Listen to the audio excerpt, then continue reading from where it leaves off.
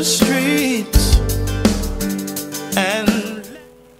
Quand tu as compris l'importance de te préparer dès le matin, il continue son propos en disant « Hey, jette ton pain à la surface des eaux, car avec le temps, tu le retrouveras. » Cette phrase, elle n'est pas compréhensible. Il faut la lire dans une autre version de la Bible. Il faut la lire en hébreu. Et en hébreu, cela veut dire « Engage-toi dans une affaire, même en courant des risques.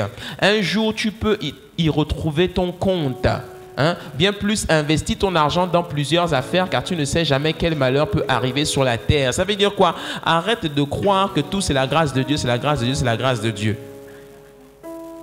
La grâce de Dieu fonctionne quand on se met en action.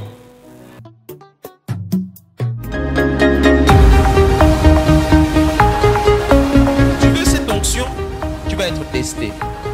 Parce que même le Fils de Dieu a été testé. Tenté par Satan veut dire testé par Satan. La récompense, elle est que pour ceux qui excellent. Elle n'est pas pour ceux qui ont des vies en dents de scie. C'est pour ça que beaucoup de chrétiens n'opèrent pas dans le miraculeux et l'extraordinaire. Ceux qui sont constants avec Dieu, ce sont ceux-là qui opèrent dans l'onction. Dieu est créateur. Et Dieu crée d'abord par la foi. Il le voit dans son esprit, les chaussures, les stylos, les montres, tout. Ce sont des gens qui ont pensé et qui l'ont créé. La question que Dieu vous pose, c'est « Et toi, c'est quand que tu crées quelque chose qui est à toi ?»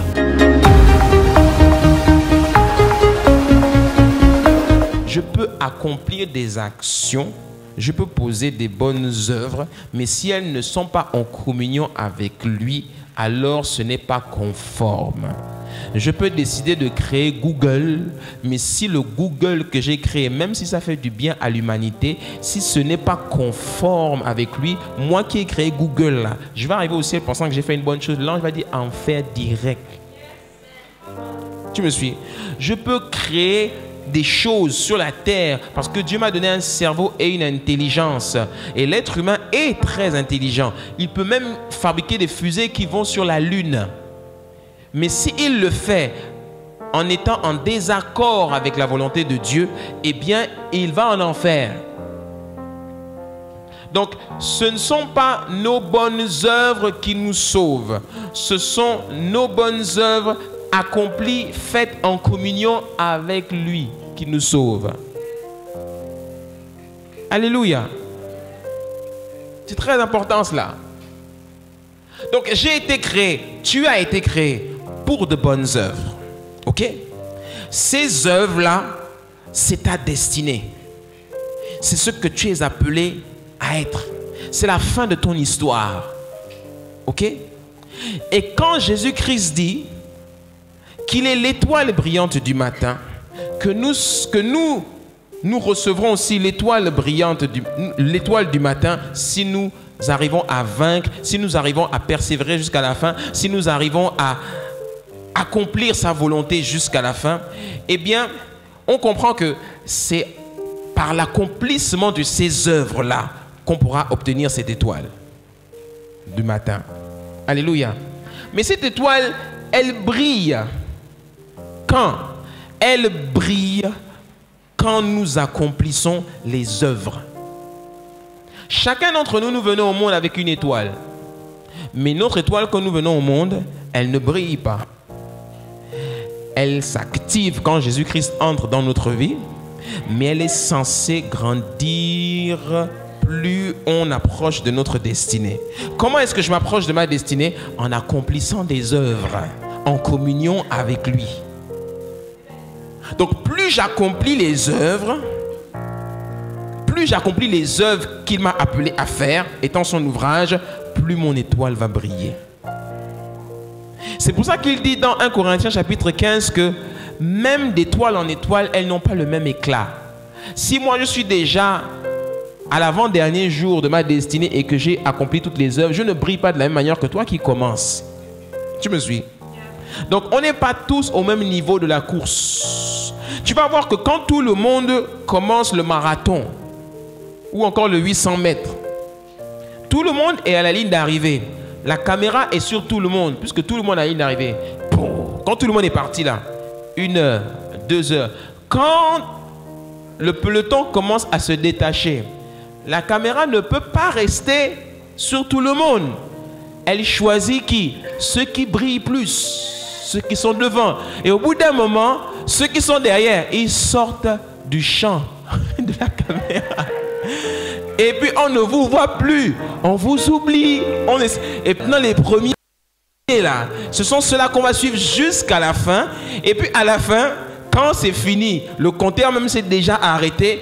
On a posé la caméra juste sur la ligne d'arrivée parce que il faut la laisser quand même allumée pour voir ceux qui arrivent à la fin. On voit quelques-uns qui arrivent à la fin en train de courir et puis ils passent parce qu'ils sont derniers. Ok? Donc, ce sont ceux qui brillent, c'est-à-dire ceux qui s'évertuent à finir la course, qui vont recevoir l'étoile du matin. Et pour cela, il faut accomplir les œuvres. Dis que moi, j'ai des bonnes œuvres à accomplir en Jésus-Christ. Maintenant, quel est le plaisir de Dieu? Le plaisir de Dieu est celui-là. Proverbe chapitre 25 au verset 2. La gloire de Dieu, c'est de cacher les choses. La gloire des rois, c'est de sonder les choses. Est-ce que tu sais ça? Qu'est-ce que la gloire de Dieu? Le mot gloire ici, c'est le mot doxa, qui veut dire la nature de Dieu, ce qu'il est. Ce qu'il est, c'est de prendre un plaisir à cacher. Il nous énerve quand il fait ça. Pourquoi il cache? Pourquoi? Parce que Dieu aime voir quand tu gesticules. Je sais ce que c'est, nous, quand on est papa. Les papas, ils aiment bien faire ça. Quand et puis, il va prendre la poupée de l'enfant et il va cacher. Vas-y, il trouve ma fille. Et puis l'enfant est là. Papa, c'est où? Hein? Et il est là. Et il aime bien te voir chercher. Il voit comment tu travailles la nuit. Quand tu es en train de lire ta Bible, tu cherches la révélation. Ou bien quand tu es en train de travailler devant ton ordinateur pour accomplir ce projet-là. Pourtant, il peut te donner le contrat tout de suite. Il dit non, travaille d'abord un peu. Et puis il est là, il te voit réfléchir. Il voit que tu as les pupilles. Il est là. Il aime ça. Il aime ça. Il va te dire, c'est trop facile si je te donne la solution tout de suite. Il faut que je te vois un peu transpirer là. Parce que quand tu as la chose tout de suite, il n'y a pas le goût. Il y a le goût quand tu as transpiré. Et puis à la fin, tes efforts sont récompensés. Il y a un goût, je te dis. Ouais, il y a un goût bon là. Quand tu as eu ça facilement, tu ne pleures pas. Il y a une différence entre celui qui a travaillé toute sa vie pour avoir son argent et celui qui a volé ça et puis il a eu ça facilement. Ce n'est pas le même goût. Ouais. Quand tu as trimé, c'est bon. C'est bon. Tu verras vendredi prochain comment Gladys va pleurer. Le goût. Parce qu'elle a prié pour que Séverin là, il vienne. Hein? Je me taquine, hein? Le goût. Donc Dieu, il aime ça. Il aime te voir travailler là. Il aime ça. La gloire de Dieu, c'est de cacher. La gloire des rois, c'est de sonder ou encore d'examiner. Il aime ça. Et c'est pour cela que dans le livre de Matthieu, chapitre 13, Jésus-Christ donne cette parabole. Il dit, le royaume des cieux ressemble encore à un trésor caché dans un champ. L'homme qui l'a trouvé le cache. Bizarrement, il devient radin et égoïste. Et dans sa joie, il va vendre tout ce qu'il possède et achète le champ. Le royaume des cieux ressemble encore à un marchand qui cherche de belles perles. Lorsqu'il a trouvé une perle de grande valeur, il est allé vendre tout ce qu'il possédait et l'a acheté. Hein? Ça veut dire quoi? Ça veut dire que quand quelqu'un a cherché et a trouvé la perle dans le royaume, il n'a pas envie de la partager n'importe comment avec qui que ce soit. Hein? Tu n'as pas remarqué que dans la vie, il y a des choses, quand tu les as trouvées, tu n'as pas envie de partager avec les gens? Par exemple, nous sommes tous en classe. Les jeunes écoliers, ils savent de quoi je parle. Je suis passé par là. Quand il y a eu l'examen là, quand il y a l'examen, le contrôle, on a tous révisé. Le maître avait dit que contrôle telle date. Tout le monde s'est préparé. Donc tu vois comment tout le monde révisait à la fin des cours, tout ça. Maintenant, le jour du contrôle, papa, on est tous là maintenant. Et tu vois ton voisin, il est là. Il transpire devant la feuille. Et quand il vient regarder ta feuille, tu peux lui donner la réponse, hein. Mais tu fais quoi? Non, ça là, non, j'ai trop galéré. Ça c'est pour moi. Mais donne-moi la révélation, c'est quoi? Non, il veut pas. Il ne veut pas. Et que moi avance, pasteur. La gloire de Dieu, c'est de cacher les choses. La gloire des rois, c'est de les sonder. Celui qui a trouvé une belle perle dans un champ, il vend tout ce qu'il a pour avoir cela. Eh bien, ça, c'est une image par rapport à notre marche avec Christ, par rapport à notre destinée. Tous les efforts que nous faisons dans la vie, c'est pour pouvoir trouver les œuvres, pour pouvoir trouver ce que nous avons à faire avec le Seigneur. Quand nous l'avons trouvé, nous le chérissons. Tu peux mettre des violons, s'il te plaît. Nous le chérissons. Alléluia. Paul nous dit dans 1 Corinthiens chapitre 3 verset 9, nous sommes ouvriers avec Dieu, vous êtes le champ de Dieu, l'édifice de Dieu selon la grâce de Dieu qui m'a été donnée. J'ai posé le fondement comme un sage architecte et un autre bâti dessus. Paul est d'abord en train de nous dire ici que le champ de Dieu en fait, c'est le lieu où Dieu choisit de cacher le plus beau des trésors qu'il puisse te donner, ta destinée, ou encore toutes les œuvres que tu es appelé à faire. Où est-ce que Dieu le cache? Le coffre-fort le plus sécurisé de l'univers où Dieu a caché ta destinée, c'est toi-même. Il cache ça dans un endroit où il sait que Satan ne pourra pas aller cambrioler là-bas, en toi-même. Donc tu veux savoir quelle est ta destinée en Christ? Va chercher profond en toi-même. Comment est-ce que tu fais pour chercher profond en toi-même? Lis la parole de Dieu, c'est sûr, mais travaille sur toi-même. Découvre les dons, les talents. C'est ce que j'appelle le mystère du potentiel. Découvre ça en toi. Dis-moi le potentiel. Qu'est-ce que le potentiel? Le potentiel, ce sont toutes les choses que tu es appelé à faire, mais que tu n'as pas encore fait. Le potentiel, ce sont les livres que tu es appelé à écrire, mais qui n'ont pas encore été écrits. Ils sont encore là. Le potentiel, c'est l'entreprise que tu veux bâtir, mais qui est encore en toi et que tu n'as pas encore bâti. Le potentiel, c'est ce bébé-là, qui est là en toi quand tu rencontres ton mari. Vous n'êtes que fiancés, mais quand vous vous mariez, bizarrement, quand vous couchez ensemble, un bébé se met en route et puis il vient au monde. L'enfant était là, en vous. Mais parce que vous avez travaillé à le mettre au monde, il est venu au monde. Le potentiel, c'est tout ce qui est en toi, que tu es capable d'imaginer ou de penser et que tu peux activer et que ça vienne au monde. Dès que c'est venu au monde, ce n'est plus le potentiel, c'est un accomplissement. Tu passes à autre chose. Alléluia. C'est ça le potentiel. C'est ça le royaume de Dieu. Et Paul dit que nous sommes le champ de Dieu, le champ que Dieu laboure. Et nous sommes co-ouvriers avec lui, on travaille avec lui. Pourquoi? Pour sortir ce qu'il a déposé en nous, toutes ces bonnes œuvres-là. Alléluia. Hein? J'ai posé le fondement comme un sage architecte et un autre bâti dessus, mais que chacun prenne garde à la manière dont il bâtit dessus, car personne ne peut poser un autre fondement que celui qui a été posé, savoir Jésus-Christ. Si quelqu'un bâtit sur ce fondement avec de l'or, de l'argent, des pierres précieuses, du bois, du foin, du chaume, l'œuvre de chacun sera manifestée, car le jour la fera connaître. Qu'est-ce qu'il est en train de dire? Il est en train de dire que quand l'œuvre ou encore les bonnes œuvres qui sont en toi vont sortir, que tu le veuilles ou non, en plein jour, on verra ce que tu as fait. En plein jour, on pourra juger de ce que tu auras accompli dans la vie. En plein jour. Moi, je suis l'architecte, je suis le pasteur, je vous donne le plan. À vous d'aller maintenant travailler sur le plan. Quand tu veux construire ta maison, l'architecte, lui, te donne le plan. Mais qui construit la maison? C'est toi. Donc Dieu, lui, il te donne le plan, la parole de Dieu. Prends. Maintenant, c'est à toi de travailler. Ce n'est pas Dieu qui va se lever le matin pour accomplir ta destinée. Il ne le fera pas. C'est toi-même qui es responsable. Alléluia. Hein? Et nous devons travailler à l'accomplissement de ces œuvres. Pourquoi? Parce que Paul dit que le jour le fera connaître parce qu'elle se révélera dans le feu et le feu éprouvera ce qu'est l'œuvre de chacun. Si l'œuvre bâtie par quelqu'un sur le fondement subsiste, il recevra une récompense. Donc tout ce que nous accomplissons dans la vie est appelé à avoir une récompense. Mais si nous bâtissons sur le bon fondement, Jésus-Christ. Tout ce que tu bâtis sur un autre fondement autre que Jésus-Christ est appelé à s'effondrer, est appelé à être jugé. Seul ce que nous bâtissons avec Christ recevra une récompense dans le ciel. Alléluia. Tu peux dire par exemple, écoutez, vos histoires de mariage en Jésus-Christ, là, c'est pas trop mon truc. Je décide d'aller vivre avec mon gars, avec ma petite, et puis on va vivre notre vie tranquille. Votre mariage va arriver au ciel et il sera invalidé. Il sera invalidé. Vous aurez vécu des années sur la terre pensant que vous êtes marié, mais au ciel, votre mariage n'avait pas été validé. Et on vous mettra dans des demeures différentes si vous arrivez à passer au ciel. Alléluia. Je continue. Regarde ce que Jésus-Christ dit encore dans Matthieu 5 au verset 13. Vous êtes le sel de la terre.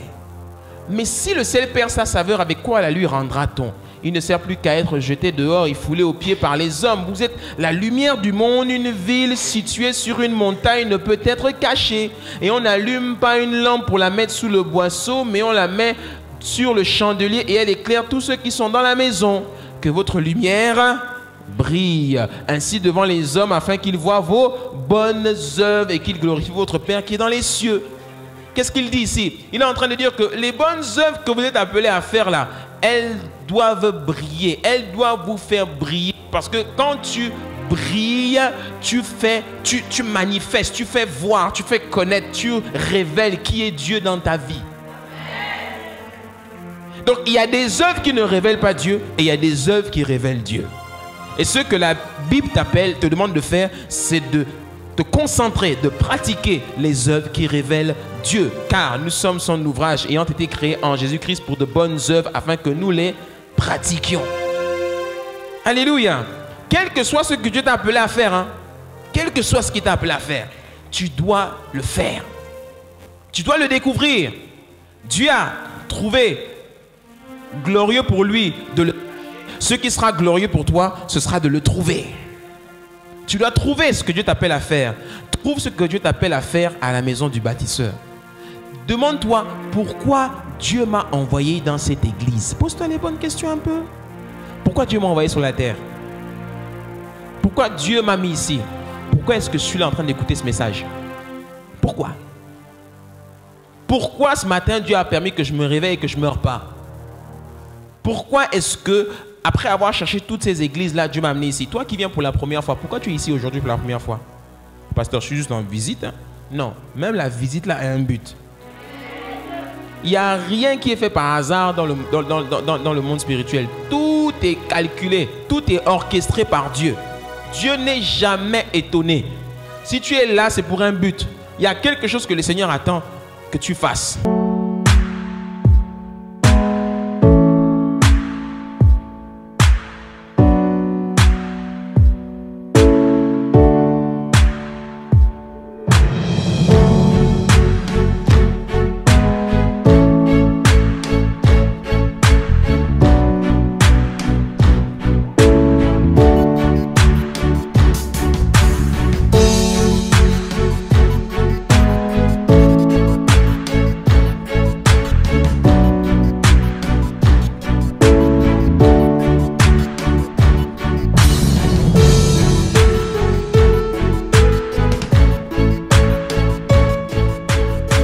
Tu dois faire.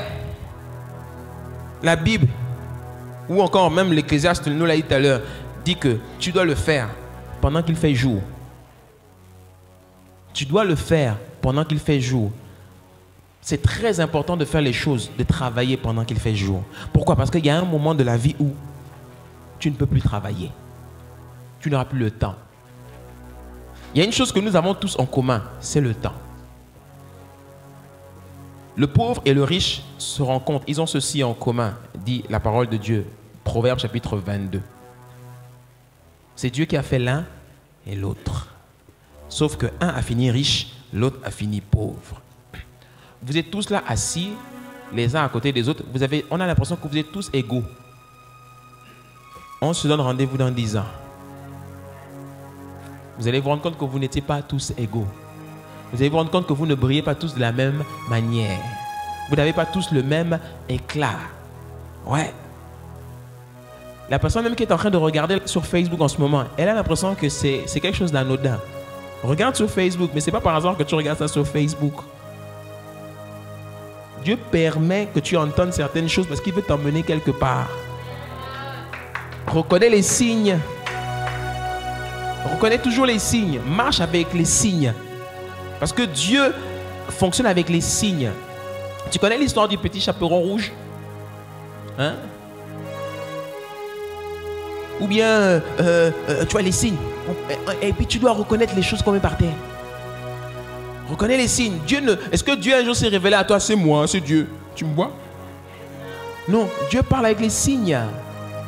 J'étais en train de regarder un film à la télévision hier et puis une jeune femme, elle entend quelque chose qui a été fait par un de ses oncles et puis elle sort en colère. Et puis elle prend la voiture, elle sort de la maison, elle part, elle accélère, fâchée. Elle dit, je vais le tuer aujourd'hui, celui-là. Je vais le tuer. Et parce qu'elle savait, c'était une chrétienne, hein, elle sort, son père et sa mère sont pasteurs. Il dit, mais tu vas où? Je vais le tuer aujourd'hui. Et puis elle sort. Et puis quand elle roule vite sur la route, il y a une biche qui passe sur la route. Elle veut éviter la biche et elle fait l'accident. Quand elle revient à la maison, tout blessée, avec les policiers, etc., son père lui dit, tu sais, cette biche, c'était la biche de Dieu. Dieu savait que si tu arrivais là-bas, tu aurais fait quelque chose de mauvais. Donc il a pris une biche et puis l'a mis sur le chemin pour que tu fasses l'accident. C'était ce que son pasteur lui disait. Alléluia. Il n'y a rien qui est un hasard dans la vie. Alléluia. Regarde ce que Jésus-Christ dit dans le livre de Jean au chapitre 9. Jésus vit en passant un homme aveugle de naissance. Ses disciples lui firent cette question. Rabbi, qui a péché, cet homme ou ses parents, pour qu'il soit né aveugle? Jésus répondit, ce n'est pas que lui ou ses parents aient péché, mais c'est afin que les œuvres de Dieu, dis avec moi les œuvres de Dieu, les œuvres de Dieu soient manifestées en lui. Il faut que je fasse tandis qu'il est jour les œuvres de celui qui m'a envoyé. La nuit, dis avec moi la nuit. La nuit vient où personne ne peut travailler. Pendant que je suis dans le monde, je suis la lumière du monde. Après avoir dit cela, il cracha par terre et fit de la boue avec sa salive. Puis il appliqua cette boue sur les yeux de l'aveugle et lui dit, va et lave-toi au réservoir de Siloé, nom qui signifie envoyé. Il y alla, se lava et s'en retourna, voyant clair. Donc même une maladie est là pour manifester les œuvres de Dieu. Il n'y a rien de hasard. Mais Jésus-Christ précise que tu dois le faire pendant qu'il fait jour. Parce que lorsque la nuit vient, même moi, pendant la nuit, je ne peux rien faire. Qu'est-ce qu'on fait la nuit? Ce qu'on appelle la nuit, c'est la première moitié du matin. Pendant la nuit, on ne travaille pas. Pendant la nuit, on se réveille. On va dans la présence de Dieu et on reste à ses pieds. Parce que la nuit, c'est un mauvais moment. Livre des psaumes, la Bible nous dit, fais-moi dès le matin entendre ta bonté, car je me confie en toi, fais-moi connaître le chemin où je dois marcher. Le matin, Dieu te fait connaître sa bonté. Le matin, Dieu te montre où tu dois aller. Le matin, Dieu te dirige dans ton travail, dans tes actions, dans tes projets, etc. Ça, c'est le matin. Mais pendant la nuit, ce n'est plus le temps de travailler. Pendant la nuit, on fait autre chose. Lorsque la nuit vient, la nuit, c'est un mauvais moment. La nuit, les démons sont dehors. La nuit, Dieu n'est pas en train de te donner, te dire, vas-y, sors et fais ci, fais ça. Non, pendant la nuit, tu restes à ses pieds. Pendant la nuit, tu écoutes. Pendant la nuit, tu pries. Alléluia. C'est simplement une image. Quand il est minuit, si tu n'as pas sommeil, ne va pas travailler, va prier. Pendant la nuit, on médite. Pendant la nuit, on reste au pied de Dieu. Dis avec moi, la nuit vient. Cette saison de la vie qu'on appelle la nuit, regarde ce que la Bible nous dit dans le livre de Marc au chapitre 1, verset 35. Très tôt le matin, alors qu'il faisait encore nuit noire, Jésus se leva et sortit de la maison. Il s'en alla hors de la ville dans un endroit isolé pour guérir les malades. C'est ce qui est écrit. Il alla pour prêcher et enseigner dans le temple. C'est ce qui est écrit. Non, il alla dans un endroit isolé où il se mit à prier. Hein? Livre de Luc, chapitre 21, verset 37. Pendant le jour, Jésus enseignait dans le temple et il allait passer la nuit à la montagne appelée montagne des Oliviers. Donc Jésus travaillait le jour et lorsqu'il faisait nuit, il priait, il dormait, il se reposait. Et il y a une saison de ta vie qui va arriver où tu ne pourras plus travailler. Ce sera une saison où tu devras rester tranquille au pied de Dieu. Alléluia. Nous commençons notre vie dans un matin, le grand matin, qui est de nuit. Il faut savoir aller écouter Dieu, mais nous finissons aussi notre vie la nuit. Jésus-Christ a fini son ministère à un moment de nuit, lorsqu'il était à Gethsémané. À Gethsémané, c'était plus le temps d'enseigner, c'était plus le temps de guérir les malades, c'était le temps maintenant de se remettre à la grâce de Dieu. Alléluia. Pendant la nuit, tu vas voir que pendant la nuit de ta vie, les gens vont te laisser tomber. J'ai pris un verset, je ne sais plus c'est lequel, je crois. Regarde 2 Timothée chapitre 4 verset 18. Relis bien ce verset. Paul est dans la nuit de sa vie. Il est écrit 2 Timothée 4 au verset 18, le Seigneur me délivrera de toute œuvre mauvaise et me sauvera pour me faire entrer dans son royaume céleste. À lui soit la gloire au siècle des siècles. Amen. Salut Prisca et Aquilas, ainsi que la famille d'Onésiphore. Eraste est resté à Corinthe et j'ai laissé Trophime malade à Milet. Tâche de venir avant l'hiver. Dis-moi l'hiver. Eubulus, c'est quel nom ça? Eubulus, Pudène, Linus, Claudia et tous les frères et sœurs te saluent. Que le Seigneur Jésus-Christ soit avec ton esprit, que la grâce soit avec vous tous. Quand tu lis ce passage, Paul, c'est le dernier épître que Paul a écrit. Paul est très vieux. C'est la dernière lettre qu'il a écrite avant de mourir. Paul est dans la nuit de sa vie. Ok, il est en train de partir. Il dit, tâche de venir avant l'hiver. Parce que avant, j'étais jeune, j'étais fort. Et si tu lis quelques versets plus loin, il dit, n'oublie pas aussi le manteau. Tout ça. N'oublie pas aussi les parchemins. Toutes ces choses-là. Parce que pendant la nuit, c'est vrai qu'on s'en remet à Dieu, mais j'ai toujours mon esprit clair pour pouvoir continuer à étudier et à méditer. N'oublie pas le manteau. Quand j'étais jeune, je pouvais tenir dans le froid en t-shirt. Mais quand je suis vieux, il fait froid. J'ai besoin d'un manteau pour me couvrir. Il y a un moment de ta vie pendant la nuit où les gens vont t'abandonner. Les Millet et les autres là, ils ne seront plus là. Tu verras que pendant la nuit de ta vie, les gens ne seront plus à tes côtés parce que certains seront malades. Certains seront partis. Les Onésiphore et les autres ne seront plus là. Tu seras seul. Seul. Il y a un moment de ta vie où tu seras vieux. Tu auras 50, 60, 70, 80, 90 ans.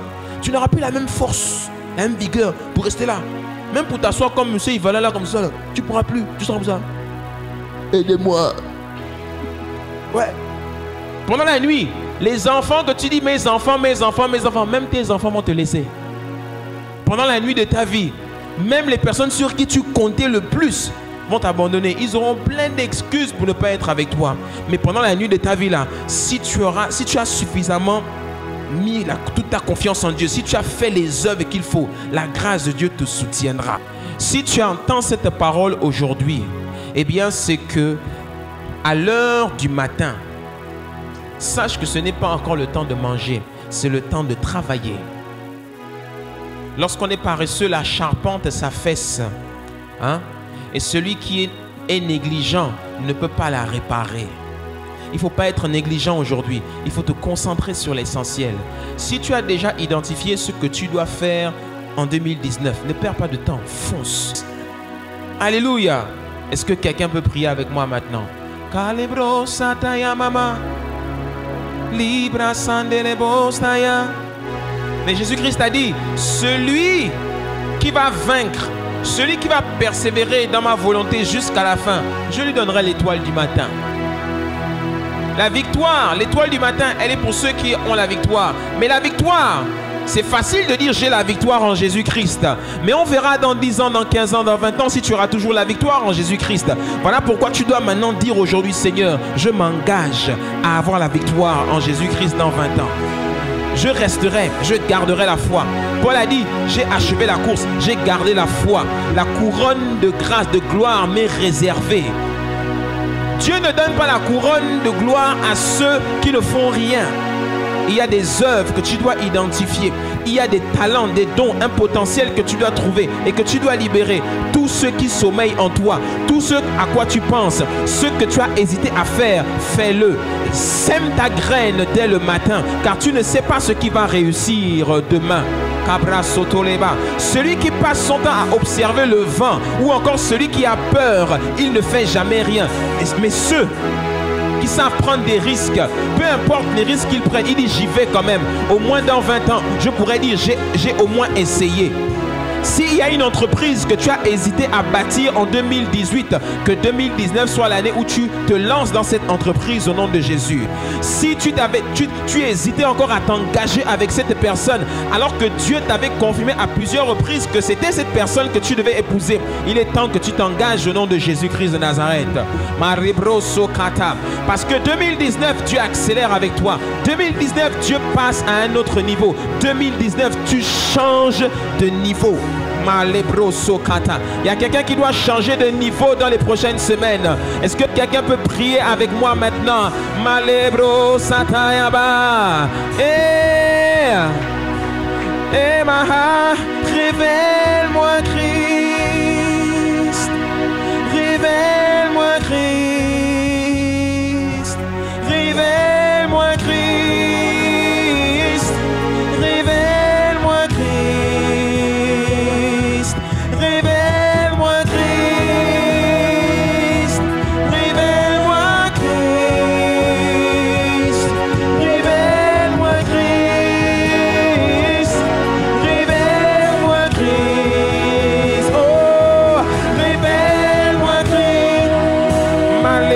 Sotayaba. Révèle-moi, révèle-moi. Il y a un moment de ta vie où il fait jour. Révèle-moi, Christ. Révèle-moi, Christ.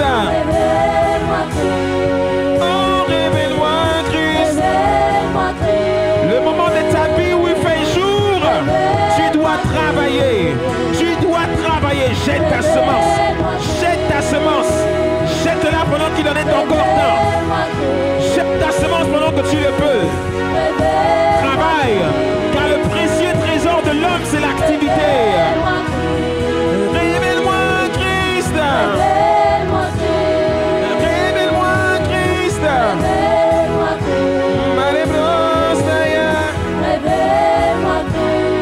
Révèle-moi, Christ. Révèle-moi, Christ. Seigneur, je te remercie pour le matin de ma vie. Je te remercie pour le jour. Aujourd'hui, je me lève et je prends la résolution de travailler. Je prends la résolution de m'engager. Je m'engage dans toute affaire qui me portera de fruits.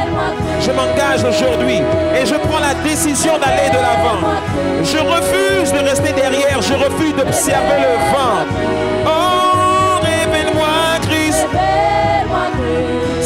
C'est toi que je cherche. C'est toi que je cherche. C'est toi que je cherche. C'est toi que je cherche. C'est toi que je cherche.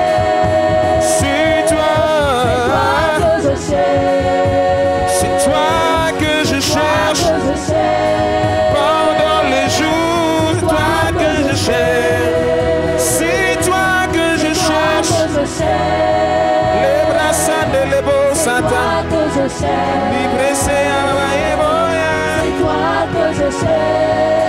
C'est toi que je cherche. Alléluia. Si tu as entendu cette parole et que tu n'as jamais confessé Jésus comme ton Seigneur, ou si tu sais que tu t'es éloigné de lui il y a plusieurs temps de cela, tu sais que ta vie n'est pas conforme à sa volonté, tu sais que tu mens, tu sais que tu es dans le péché, tu sais que ce que nous avons dit ici te concerne, mais que tu es entré dans une nuit qui t'a éloigné du Seigneur et qu'aujourd'hui tu veux rentrer dans le jour, tu veux rentrer dans la volonté de Dieu, tu veux faire ce à quoi tu es appelé, tu veux le servir, tu décides de t'abandonner à lui, tu sais que ce message était pour toi, alors je vais te demander de faire ce pas de foi et de venir devant et je vais prier pour toi. C'est très important de te donner l'opportunité de le faire. Si tu ne connais pas le Seigneur, si tu sais que tu es perdu, si tu n'as jamais confessé Jésus, si tu sais que ta vie n'est pas conforme à ce qui est écrit dans la Bible, alors viens devant. Nous allons prier. Malebrosaya, Ibrasandelebosa, Lebrasandelebabaya. C'est la décision la plus importante qu'une personne puisse prendre dans sa vie, celle de rencontrer Jésus. Car personne ne connaît le Fils si ce n'est le Père, et personne ne connaît le Père si ce n'est le Fils, et celui à qui le Fils veut bien le révéler. Si tu es là aujourd'hui, c'est que le Fils a bien voulu que tu entendes cet évangile, que tu l'entendes et que tu sois touché, et que tu puisses prendre cette résolution sincère dans ton cœur, de dire: Seigneur, aujourd'hui, je choisis de marcher avec toi. Bien-aimés, est-ce qu'on peut étendre nos mains sur nos frères et sœurs? Nous allons maintenant prier. Cette prière que vous allez faire, faites-la avec sincérité de cœur. Ne jouez pas avec ça. C'est une décision très importante que vous avez prise. Je prie au nom de Jésus-Christ que maintenant, à partir d'aujourd'hui, ce soit un nouveau départ pour vous. Un nouveau départ pour votre vie. Que tout ce que vous demandez désormais au Seigneur, il vous l'accorde. Que tout ce que vous allez demander en frappant derrière une porte, il vous l'ouvre et il vous le donne au nom de Jésus-Christ. Et tous les plans de Satan afin de vous éloigner de la présence de Dieu soient maintenant échoués, détruits au nom puissant de Jésus-Christ. Je vous demande de répéter cette prière après moi. Que l'Assemblée également les accompagne. Père Céleste, au nom de Jésus, j'ai entendu ta parole. Aujourd'hui, je m'avance en signe d'humilité. Je te demande pardon pour mes fautes et mes péchés. Je me repens au nom de Jésus et j'accepte, je reçois Jésus dans ma vie comme mon Seigneur. Je suis sauvé, je le crois de mon cœur et je suis né de nouveau dans le royaume de Dieu. Aide-moi tous les jours à marcher selon ta parole, la Bible. Je suis sauvé, je suis né de nouveau dans le royaume de Dieu. Au nom de Jésus. Amen. Vous avez passé un excellent moment dans la présence de Dieu en regardant ce message qu'il vous a édifié et qu'il vous a permis de vous rapprocher encore un peu plus de notre Seigneur Jésus-Christ. Si vous voulez vous procurer cet enseignement, eh bien vous pouvez nous contacter par téléphone, par email ou bien tout simplement vous rendre sur notre site internet www.lamaisondubâtisseur.com.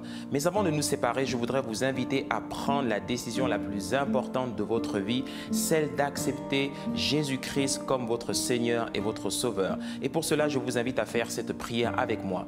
Seigneur Jésus, me voici devant toi.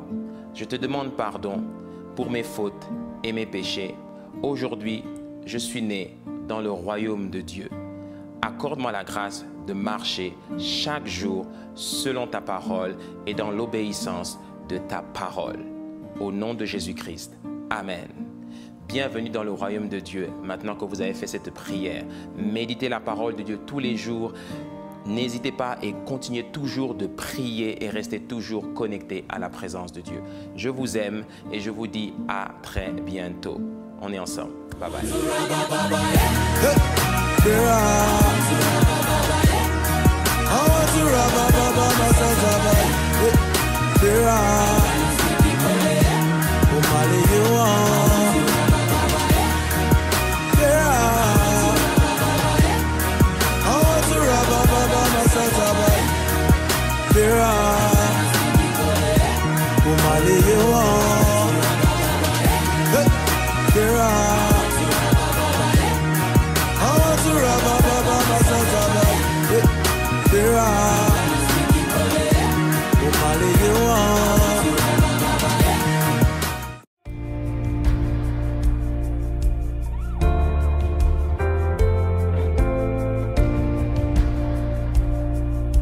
Bonjour à tous, je suis le pasteur Luc Ondias de l'église La Maison du Bâtisseur et je vous salue dans le nom de notre Seigneur Jésus-Christ. Je fais cette petite vidéo simplement pour vous apporter un message de la part de notre Seigneur Jésus-Christ. Notre Seigneur Jésus-Christ m'a instruit, ainsi que toute la famille La Maison du Bâtisseur, à nous engager dans une œuvre missionnaire intitulée 5000 missionnaires. Une œuvre missionnaire dans laquelle nous voulons vous aussi, vous qui regardez à la télévision, vous qui participez dans les réseaux sociaux, eh bien, vous aussi, on veut vous impliquer dans cette œuvre missionnaire. Pourquoi 5000 missionnaires? Eh bien, rappelez-vous qu'il y a deux passages dans la Bible très importants qui évoquent ce chiffre de 5000 personnes. Le premier, c'est lorsque Jésus-Christ a fait le miracle de la multiplication des pains. Dans le livre de Marc, au chapitre 6, au verset 44, eh bien, la Bible précise qu'ils furent au nombre de 5000 personnes qui mangèrent. D'autre part, dans le livre des Actes, au chapitre 4, au verset 4, après que Pierre et Jean eurent prêché aux foules, eh bien, la Bible nous précise que le nombre de personnes qui crurent et qui contribuèrent à construire l'église de Jérusalem, eh bien, ils étaient au nombre de 5000. Et il est précisé que une grande grâce reposait sur ces 5000 personnes.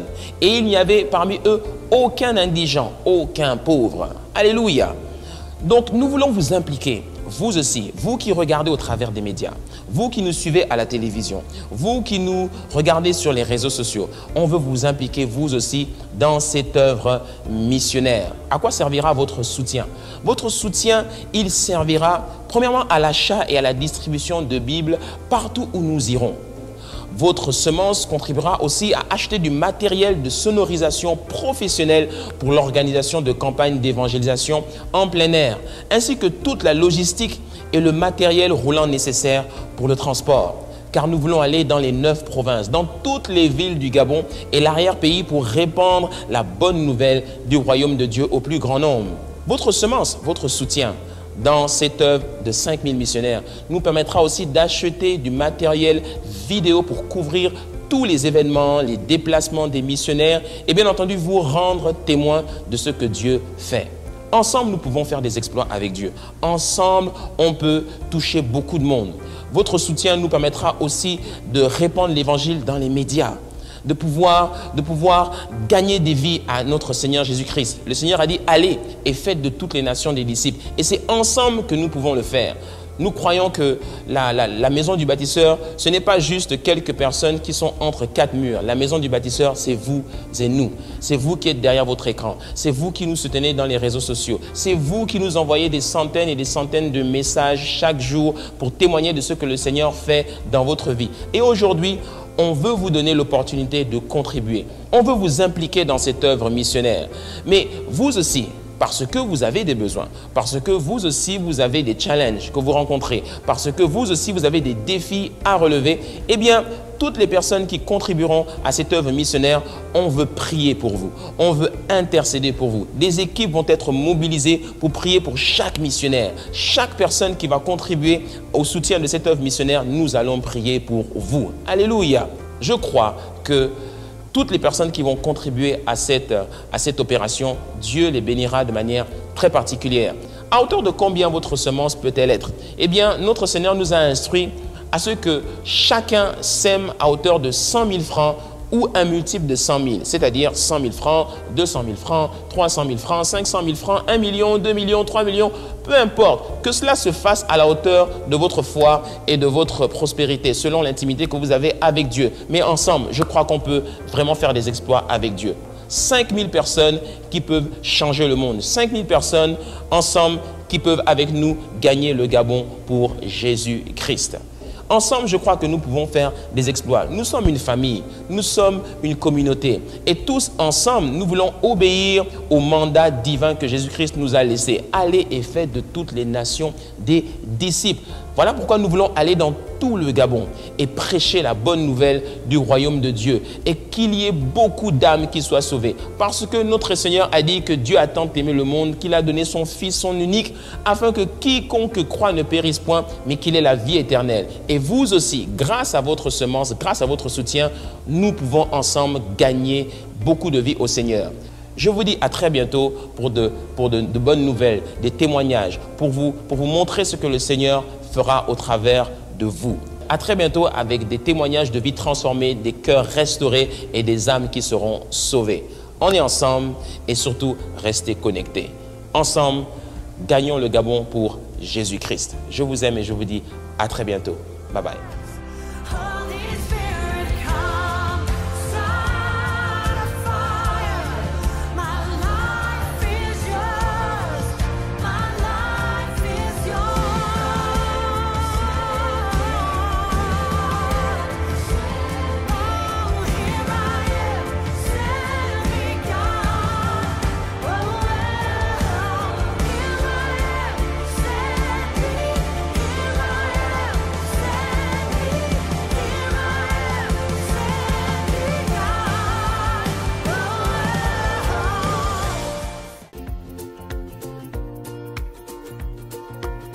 Décidez de contribuer à la mission et transformer des vies grâce à votre don pour la gloire de Jésus-Christ. Comment faire votre don? Que vous résidiez au Gabon ou à l'étranger, plusieurs moyens de paiement sont possibles. Par espèces, par chèque à l'ordre de la maison du bâtisseur, par carte bancaire en vous rendant directement sur notre site internet www.lamaisondubâtisseur.com et cliquez sur le bouton Faire un don via PayPal. Par virement bancaire à l'ordre de la maison du bâtisseur.